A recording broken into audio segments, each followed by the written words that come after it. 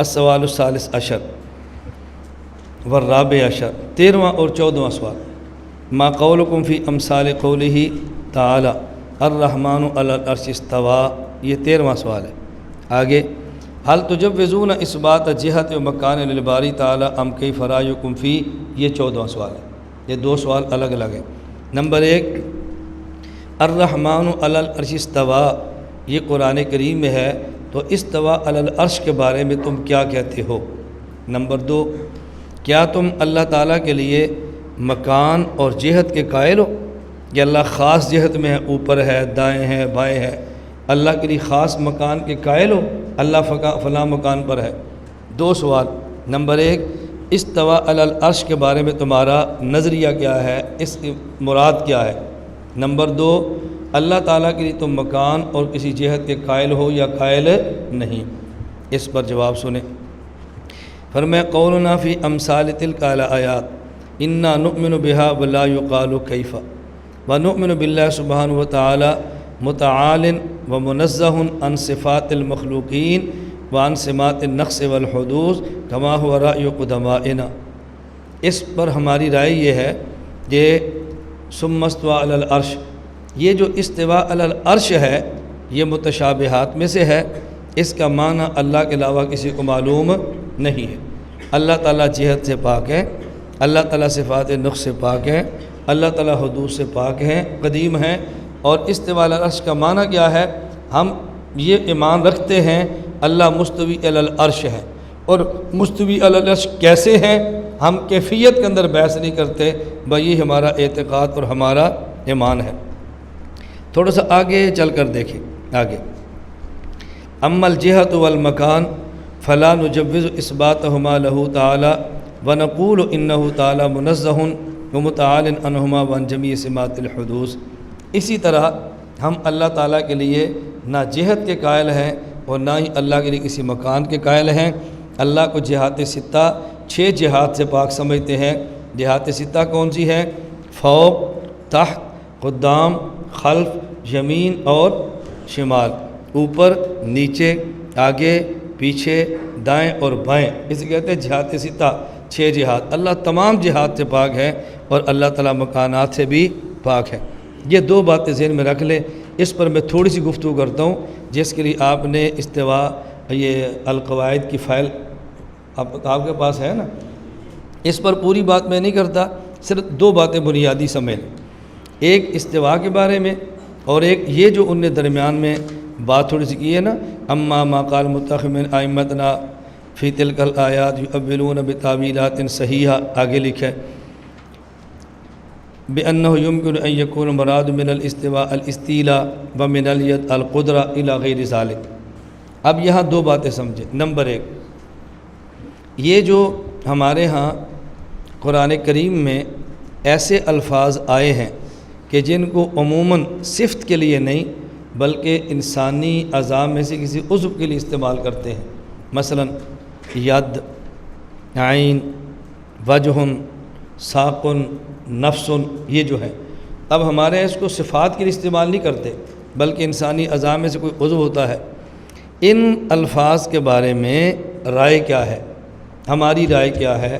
معتزلہ کی رائے کیا ہے؟ غیر مقلدین کی رائے کیا ہے؟ اہل سنت والجماعت کا موقف یہ ہے التفویض ما تنزیہ اللہ تعالی ہم مشابہت المخلوقات۔ فائلیں نہ دیکھیں، صرف مجھے یہ مسئلہ سمجھیں۔ یہ مسئلہ بہت اہم ہے اور بہت طویل ہے، لیکن میں بڑے شارٹ کٹ اور اختصار کے ساتھ آپ کو مسئلہ سمجھانے لگا ہوں، مسئلے کی تنقیح کر لیں۔ اہل سنت والجماعت کا موقف اچھی طرح سمجھیں، یہ بڑی اہم گفتگو ہے۔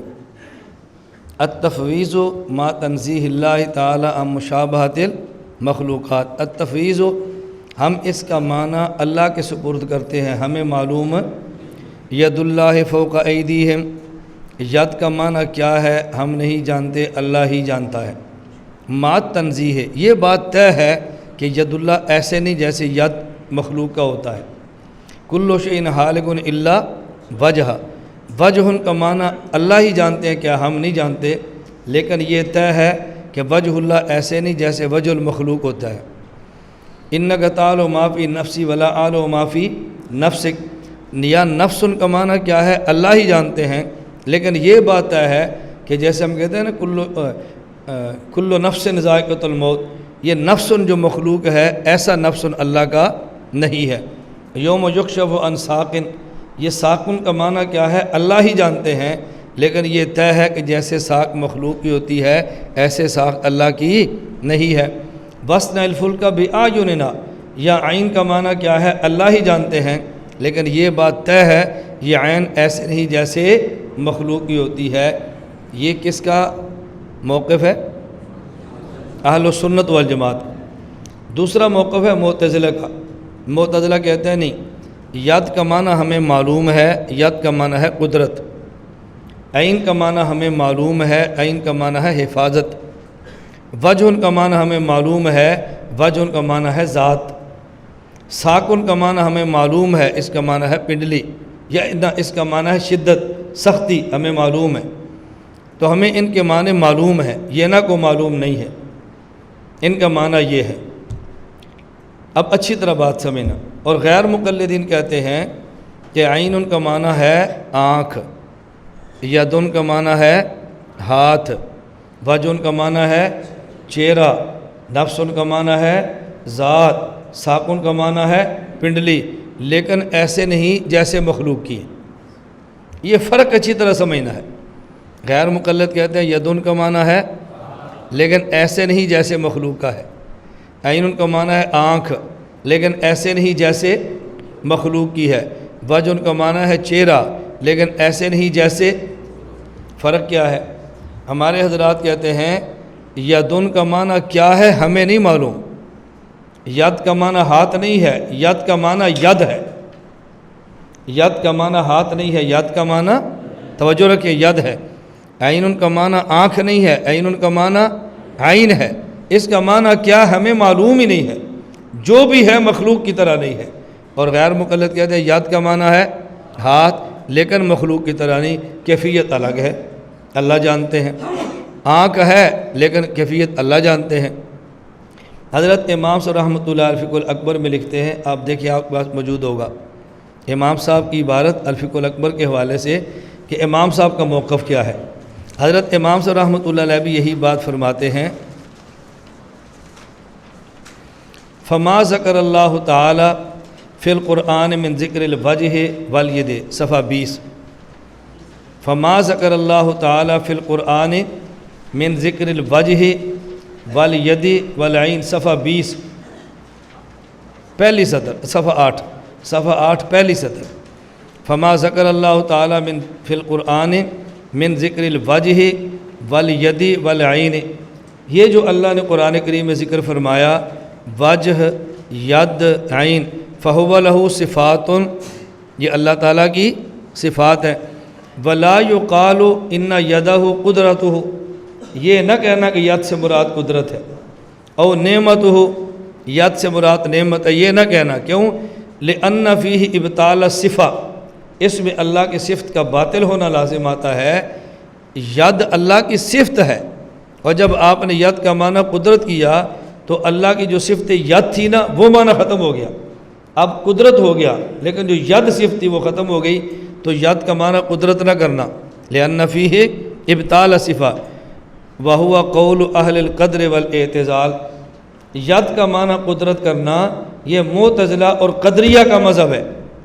ولیکن یدہ صفتہ بلا کیف، ید اللہ کی صفت ہے جس کی کیفیت معلوم نہ، بلا کیف جس کی کیفیت نہیں ہے۔ ایک ہے ہمیں کیفیت معلوم نہیں ہے اور ایک ہے کیفیت نہیں ہے، دونوں میں فرق اچھی طرح سمجھنا۔ ایک ہے کہ ہم کہتے ہیں ید ہے لیکن کیفیت معلوم نہیں ہے، ایک ہے ید ہے جس کی کیفیت ہے ہی نہیں، نہ ہی معلوم اور نہ ہی مجہول۔ پھر سمجھ لیں، میں نے آپ سے کہا نا بہت اہم بحث ہے، اس کو سمجھنے کے لیے اچھا خاصا وقت چاہیے۔ میں ملیشیا میں گیا تو وہاں جب تبلیغی مرکز ہے وہاں میرا بیان تھا، تو میں نے 1.5 گھنٹہ صرف صفات کو سمجھانے کے لیے بیان کیا۔ آپ یقین فرمائیں، خدا گواہ ہے، میں دیکھ رہا تھا خود محتمم صاحب کی آنکھوں سے آنسو جاری ہو گئے۔ مدرس بیٹھ کے لکھ رہے تھے اور آنکھوں سے آنسو جاری ہو گئے۔ انہوں نے کہا مولانا ہم نے زندگی میں پہلی بار یہ سمجھا ہے کہ صفات پر ہمارا موقف کیا ہے، ہمیں تعجب ہو رہا ہے کہ آپ ایسے سمجھا رہے ہیں جیسے ہم 6 نمبر بیان کر رہے ہیں، آپ کو ٹینشن ہی نہیں ہو رہی، اتنا اہم موضوع ہے۔ جب آپ تھوڑا سمجھیں گے نا پھر آپ کو اندازہ ہوگا، آپ پھر اچھی طرح سمجھیں ہمارا موقف کیا ہے کہ ید کا معنی ید ہی ہے، اور یہ کس کو معلوم ہے؟ معتزلہ کہتے ہیں ید کا معنی قدرت، اور غیر مقلد کہتے ہیں ید کا معنی، لیکن اللہ مخلوق کی طرح ہاتھ نہیں ہے، اس کی کیفیت اور ہے، اللہ کی ہاتھ کی کیفیت اور ہے۔ اپنا موقف سمجھ آ گیا ید کے بارے میں ہمارا؟ تو ہم کہتے ہیں یہ متشابہات میں سے ہے جس کے معنی ہمیں معلوم ہی نہیں ہے۔